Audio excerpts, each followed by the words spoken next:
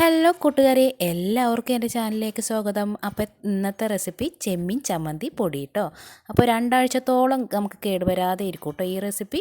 അപ്പോൾ അതിനായിട്ട് 8 വറ്റൽമുളക് എടുത്തുക്കണം കേട്ടോ. അത് തീ കുറച്ച് വെച്ചിട്ട് വേണം ചൂടാക്കി എടുക്കാൻ. ഇതിൻ്റെ കളറൊന്ന് മാറി വരുന്നവരെ ഒന്ന് ചൂടാക്കി എടുക്കാം കേട്ടോ. നമുക്ക് ഇപ്പോൾ മീഡിയം ലെവലിൽ തന്നെ ചൂടിരുന്നോട്ടെ കേട്ടോ. അപ്പോൾ ഒരു 5-6 മിനിറ്റോളം ആകുമ്പോഴത്തേനും ഇത് റെഡിയായി വന്നോളൂ കേട്ടോ.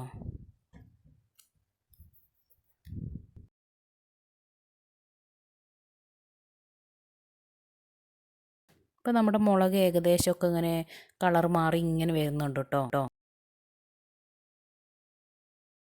അങ്ങനെ മുളക് അവിടെ റെഡി ആയിട്ടുണ്ട്, അത് മാറ്റി വെച്ചിട്ടുണ്ട്. ഇനി അടുത്തത് ആവശ്യമുള്ളത് ചെമ്മീൻ, അതൊരു കപ്പ് ഇട്ടിക്കണം കേട്ടോ. ഇനി ഇതൊന്ന് മീഡിയം ലെവലിൽ തന്നെ തീ വെച്ച് ഒന്ന് ചൂടാക്കി എടുക്കാം കേട്ടോ.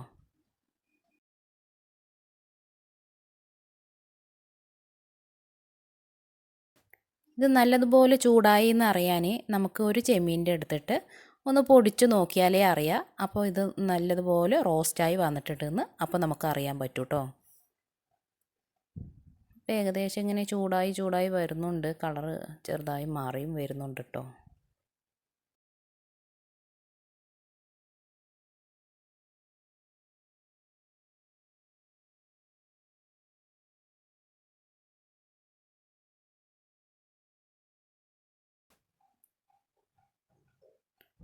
ഇപ്പോൾ ഏകദേശമൊക്കെ ഇങ്ങനെ ചെറുതായി പൊടിഞ്ഞൊക്കെ ഇങ്ങനെ വരുന്നുണ്ട്. അപ്പോൾ നമ്മുടെ ചെമ്മീൻ ഇവിടെ റെഡി ആയിട്ടുണ്ട് കേട്ടോ. ഇതാ ഇങ്ങനെ പൊട്ടിച്ചാൽ ഇങ്ങനെ പൊടിഞ്ഞു വരും. അങ്ങനത്തെ പരുവാകുമ്പോൾ നമുക്കിത് നിർത്തി കൊടുക്കാം കേട്ടോ. ഒന്നുകൂടി കാണിച്ചു തരാം നിങ്ങൾക്ക്. ഇതാ ഇങ്ങനെ എടുത്ത് കൈ വെച്ച് ഇങ്ങനെ ആക്കിയാലേ ഇങ്ങനെ പൊടിഞ്ഞു വരും. അങ്ങനത്തെ പരുവാകുമ്പോൾ നമുക്കത് നിർത്തി വെക്കാം കേട്ടോ. അത് അങ്ങോട്ട് വേറൊരു പാത്രത്തിലേക്ക് മാറ്റി വെക്കാം. ഇനി 2 കപ്പ് തേങ്ങ ചിരകിയത് അത് ആവശ്യമുണ്ട്. അത് പാനിലേക്ക് ഇട്ട് കൊടുക്കുക. ഒരു ചെറിയൊരു കഷ്ണം ഇഞ്ചി ചെറുതായി നുറുക്കിയത് അതുകൂടി ഇട്ട് കൊടുക്കുക. ഇനി അടുത്തത് ഇതിലേക്ക് വേണ്ടത് 5 ചെറിയ ഉള്ളി, അത് വട്ടത്തിലായി ഇതേപോലെ അരിഞ്ഞെടുക്കാം. നൈസായി അരിഞ്ഞെടുത്തിട്ട് അതുകൂടി ഇട്ട് കൊടുത്തിക്കണം. കുറച്ചേറെ കറിവേപ്പിലയും കൂടി വേണം കേട്ടോ. പിന്നെ ഒരു നെല്ലിക്ക വലുപ്പത്തിലുള്ള വാളംപുളി അത് എടുത്തിട്ടുണ്ട്. അത് ഇതേപോലെ ഒന്ന് കൈ വെച്ചിട്ടൊന്ന് നിരടിയിട്ട് ഇതിലേക്ക് ഇട്ട് കൊടുക്കാം കേട്ടോ. ഇനി ഇതിൻ്റെ തേങ്ങയുടെ വെള്ളം ഒന്ന് വറ്റട്ടെ, അതുവരെ ഒന്ന് നമുക്കൊന്ന് ഇളക്കി കൊടുക്കാം.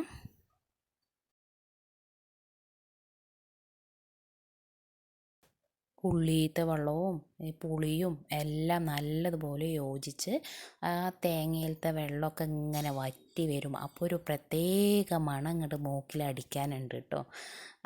നമുക്കത് ഇത് ചൂടായി വരുമ്പോൾ തന്നെ ഇങ്ങനെ ഇതിൻ്റെയൊക്കെ ഉള്ളിൻ്റെയും കറിവേപ്പിലിൻ്റെയും ഇഞ്ചിൻ്റെയും ഒക്കെ ഒരു പ്രത്യേക മണം ഇങ്ങനെ വരും കേട്ടോ. അപ്പോൾ ഏകദേശമൊക്കെ ഇങ്ങനെ വെള്ളം തേങ്ങയിലുള്ള വെള്ളം ഇങ്ങനെ വറ്റി വരുന്നുണ്ട്. അപ്പോൾ ജോലിക്കൊക്കെ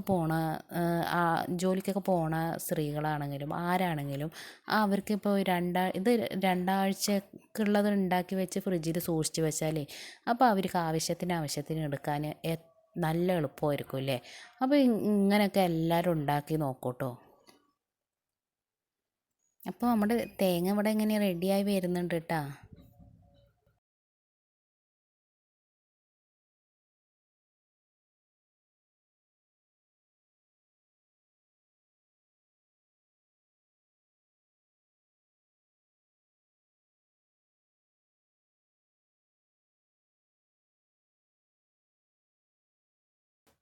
തേങ്ങ ഇവിടെ ചെറുതായി കളർ മാറി വരുന്നുണ്ട് കേട്ടോ. അങ്ങനെ മെല്ലെ മെല്ലെ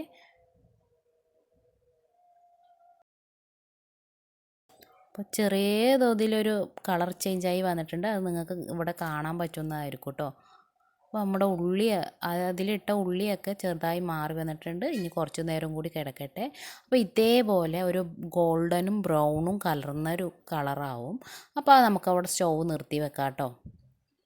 ഈ നമുക്ക് എന്തായാലും ഇതവിടെ വേറൊരു പാത്രത്തിലേക്ക് ചൂടാറാൻ ഞാൻ വെച്ചിട്ടുണ്ട്. അപ്പോഴത്തേക്ക് നമുക്ക് മുളകുണ്ടല്ലോ അതും ഈ ഉണക്ക ചെമ്മീനും കൂടി മിക്സിൻ്റെ ജാറിലിട്ടിട്ട് ഒന്ന് പൊടിച്ചെടുക്കുക കേട്ടോ. അപ്പോൾ ഇതവിടെ റെഡി ആയിട്ടുണ്ട്. അപ്പോൾ അവിടെ നമ്മുടെ തേങ്ങ വറുത്തത് അതും ചൂടാറിയിട്ടുണ്ട്. അത് മിക്സിൻ്റെ ജാറിൽ ഇട്ട് കൊടുക്കുക കേട്ടോ. മിക്സിൻ്റെ ജാറിൽ ഒരു പൊട്ട് വെള്ളം കൂടി പാടില്ല. നല്ലതുപോലെ മിക്സിൻ്റെ ജാർ കഴുകി ഉണക്കി വെച്ച മിക്സിൻ്റെ ജാറിലേ ഇട്ട് പൊടിക്കാൻ പാടുള്ളൂ.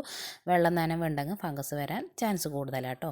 അപ്പോൾ ആവശ്യത്തിനുള്ള ഒരു 1/4 ടീസ്പൂൺ ഉപ്പിട്ട് കൊടുത്തിട്ടുണ്ട്. നല്ലതുപോലെ നല്ലതുപോലെ പൊടിക്കേണ്ട, ഒരു ചെറിയൊരു തരിയായി പൊടിച്ചെടുക്കുക. നമ്മുടെ ഉണക്ക ചെമ്മീൻ പൊടി റെഡി ആയിട്ടുണ്ട് കേട്ടോ. അപ്പോൾ നല്ല ടേസ്റ്റിയാണ്. എല്ലാവരും ഉണ്ടാക്കി നോക്കണം. പുതിയതായി കാണുന്ന കൂട്ടുകാർ ലൈക്കും സബ്സ്ക്രൈബും ചെയ്യാൻ മറക്കരുത് കേട്ടോ.